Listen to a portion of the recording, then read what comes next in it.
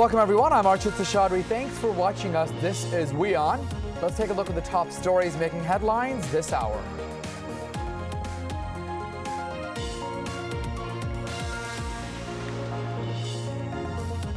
The curfew was imposed in the Indian state of Jammu and Kashmir after a shutdown called by separatists. Home Minister to lead an all-party team to Srinagar.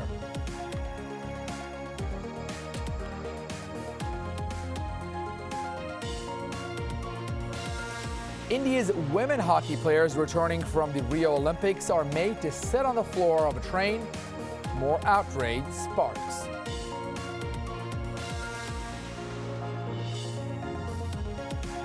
U.S. Secretary of State John Kerry claims Islamic State elements have established links with terrorists in Bangladesh.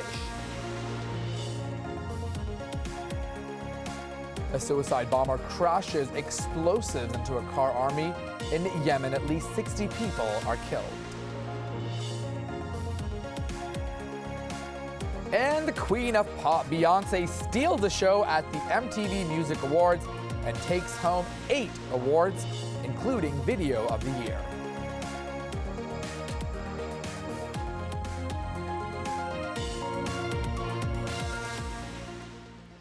Welcome everyone. Those stories in just a moment, but first we start in India.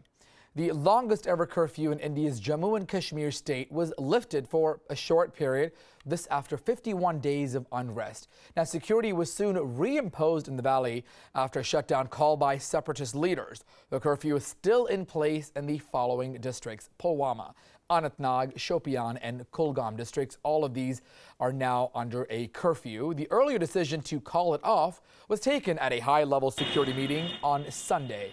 Now, in his monthly radio address, India's Prime Minister Narendra Modi says there could not be any compromise on national security. An all-party delegation led by India's Home Minister Rajnath Singh will visit Kashmir this Sunday. The delegation is expected to interact with a cross-section of locals, all of this in an attempt to bring back peace. और हम सभी का मत है, 125 करोड़ देशवासियों का मत है, गांव के प्रधान से लेकर के प्रधानमंत्री तक का मत है कि कश्मीर में अगर कोई भी जान जाती है, चाहे वह किसी नौजवान की हो या किसी सुरक्षा कर्मी की हो, ये नुकसान हमारा ही है, अपनों का ही है, अपने देश का ही है. Moving on now, India's Prime Minister Narendra Modi also had talks today with Myanmar's President U Tin Chaw in New Delhi. Now, this is the latest in a high-level talk between both country leaders after Aung San Suu Kyi's party, the National League for Democracy, took power about 5 months ago. Now, the talks focused on a wide range of things, including expanding trade and investment cooperation for both countries. They also wanted to talk about terrorism and insurgent activities in their respective regions. The two leaders also held a joint press conference. They talked about the Indo-Myanmar border and what they need to do to step up security. Our security interests are closely aligned, and we agreed on the need to remain sensitive to each other's strategic interests and concerns. To this end, President and I agreed to work together for the safety and security of our people and actively cooperate to combat the common challenges of terrorism and insurgent activity in our region. On his maiden visit to Bangladesh, U.S. Secretary of State John Kerry assured cooperation with intelligence as well as law enforcement agencies in the country.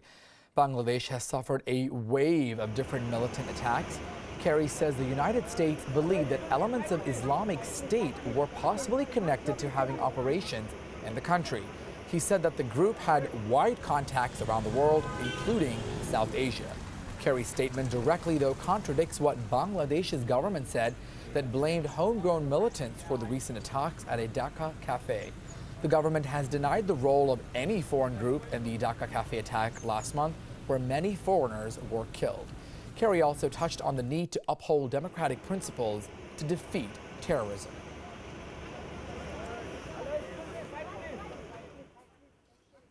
All right, now to some fresh development on the scene about the Scorpene submarine story. Quite a bizarre story. The Paris public prosecutors has now opened a preliminary investigation in the leak. Now, this after French naval contractor DCNS filed a complaint saying those leaked documents, and they had concerns about the 6 Scorpene submarines that they were working on.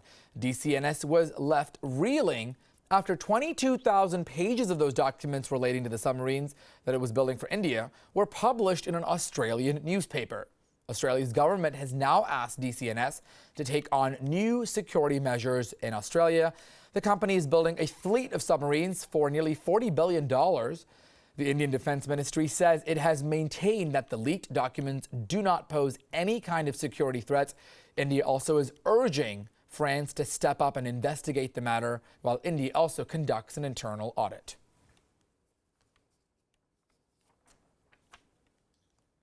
All right, moving along. Today is National Sports Day. So to commemorate the occasion, India's President Pranab Mukherjee presented the country's most prestigious sports award to 4 athletes for the day. They include, of course, the medalist at the Olympic Games, PV Sindhu, and Sakshi Malik, who bagged both a silver and a bronze at the Rio Games.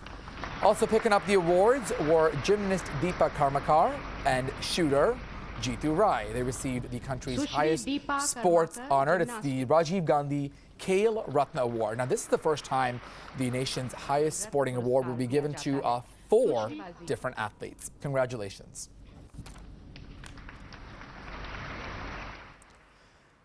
Well, staying on the topic of sports, on the same day when the president honored 4 Indian athletes, well, the Khel Ratna Award, some other athletes say they were humiliated for a different reason.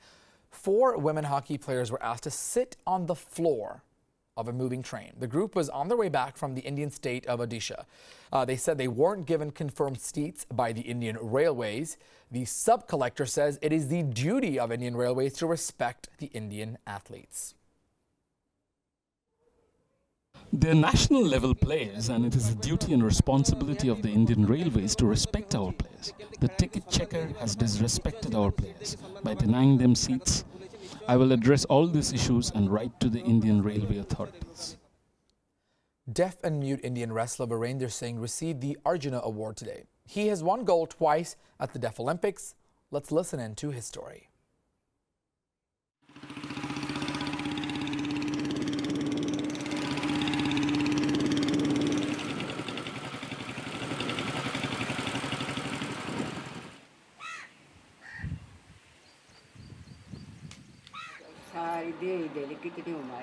Thirty-year-old Virender Singh was born deaf and mute. Sastroli, his birthplace, is a small village in the Indian state of Haryana. Today, he has traveled the world, winning championships. मैं छोटा बच्चा था और इसका काका इसको पीटता था और डंड मरवाता था खूब पहाड़ी के ऊपर और कौड़ी मारता था और कुश्ती कर और ये दंगलों में जाता तो जैसे ही मतलब ये कुश्ती मारता था मैं कुश्ती दंगलों में मारता था फिर यहाँ ला करके अखाड़े में छोड़ा ये बाहर गया ये 2005 में ओलंपिक का गोल्ड जीता ये गया मेरा टारगेट अर्जुन अवार्ड का था और मुझे अर्जुन अवार्ड मिला. His father, also a wrestler, took 10-year-old Virender to train in Delhi's Hanuman Akhada, the city's top wrestling training center.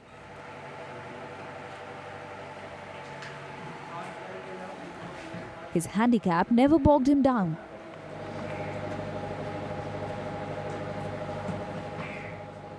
He went on to win 6 medals, including 2 golds at the Deaf Olympics. मैंने writing में लिख करके दी कि इसकी 2005 से लेकर अब तक की सारी अचीवमेंट हमने जुड़वाई. सारे मेडलों को देखते प्रायोरिटी के ऊपर भारत सरकार ने इसको अर्जुन अवार्ड दिया. मैं बहुत बहुत बधाई भारत सरकार का और डीजी साई का करना चाहता हूं कि इस बेचारे गूंगे बहरे की जिसकी कोई मदद नहीं करता भारत सरकार ने निष्पक्ष रूप से ये ऐसे खिलाड़ी को अर्जुन अवार्ड देके एक बहुत पुण्य का कार्य किया. बहुत ही बहुत बधाई के पात्र हैं.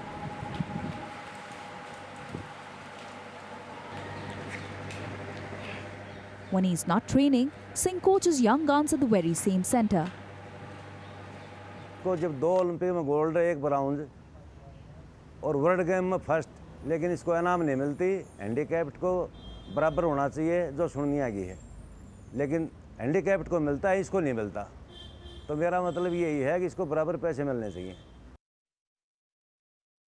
India ranks high in Olympic medal bonus payment. To an Olympian gold medalist, the government awards 7.5 million rupees or over $110,000. That's more than countries like the United States, France and Germany. For 2016 Rio Olympics, silver medalist PV Sindhu and bronze medalist Sakshi Malik are being rewarded with around $75,000 and $45,000 respectively. Singh says he was promised millions of rupees by the state and central government after he won 2013 Deaf Olympics. He's yet to get a dime. He says his application to the government has been gathering dust.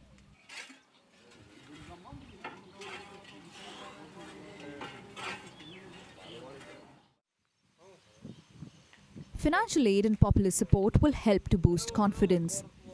Singh's home in his village is finally being built in concrete.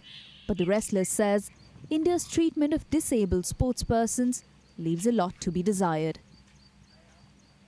Bureau Report, WION. United Nations General Assembly President-elect Peter Thompson has arrived in New Delhi. Security Council reforms and anti-terrorism efforts were high on the agenda for discussions.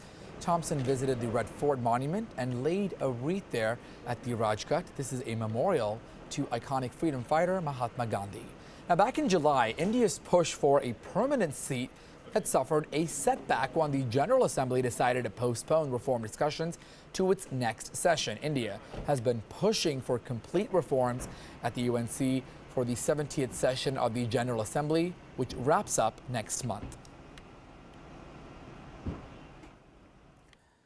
The UN Security Council is all set to start the process of picking Secretary General Ban Ki-moon's successor.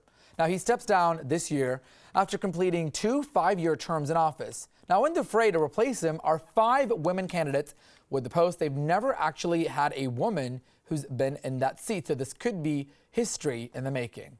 Here's the story. The United Nations Security Council will hold secret ballots today to choose a candidate to recommend to the General Assembly for election later this year. The UN Secretary General Ban Ki-moon of South Korea will step down at the end of 2016 after serving 2 5-year terms. The 15-member council will cast a ballot for each of the 10 candidates. The choices are encourage, discourage or no opinion. Among the candidates who have applied for the post of UN chief are UNESCO Director General Irina Bokova of Bulgaria, former New Zealand Prime Minister Helen Clark, former UN Climate Chief Cristina Figueres of Costa Rica, former Portuguese Prime Minister Antonio Guterres, and former Slovenian President Danilo Turk. While former office holders represent a wide range of countries, there has never been a woman Secretary General. This time, however, there are 5 women candidates. The Secretary General is appointed by the General Assembly on the recommendation of the 15-member Security Council. Ultimately, the 5 nations that hold a veto on the Security Council are the United States, Britain, France, Russia and China. These 5 have to agree on a candidate, and there is no requirement for them to pay attention to the popularity of candidates with the General Assembly. Bureau Report, WION. The UN has reminded African countries that they will fail to meet their poverty reduction targets unless they tackle gender inequality. Now, a new UN report estimates that about $95 billion is lost in economic potential in Saharan Africa every year.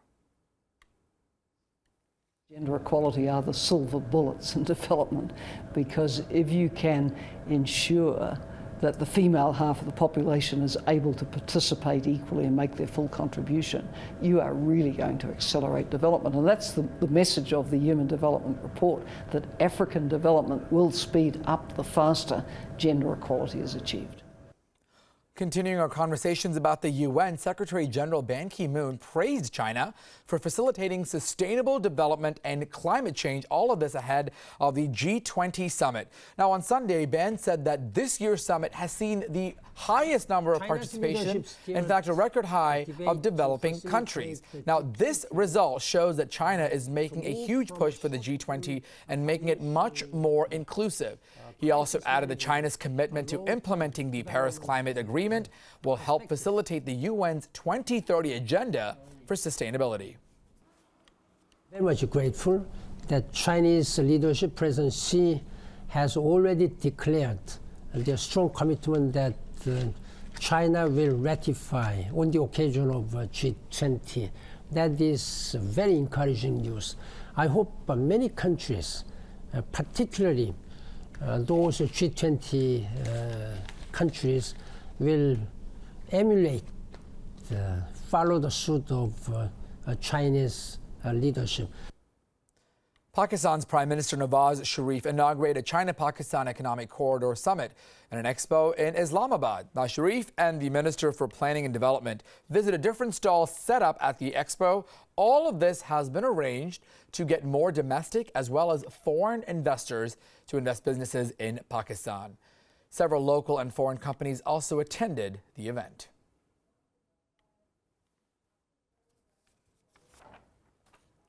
On Sunday, forces loyal to Libya's UN-backed unity government pushed into the last areas of Sirte held by Islamic State.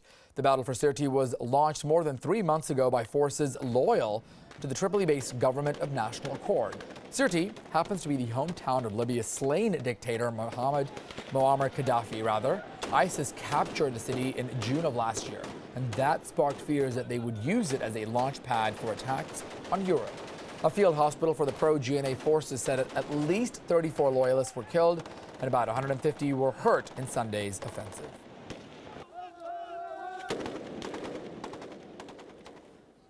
All right, now time for a short break. We'll be back with more stories from around the globe, including the Queen of Pop, Beyonce, who steals a show at the MTV Music Awards. Much more on the other side.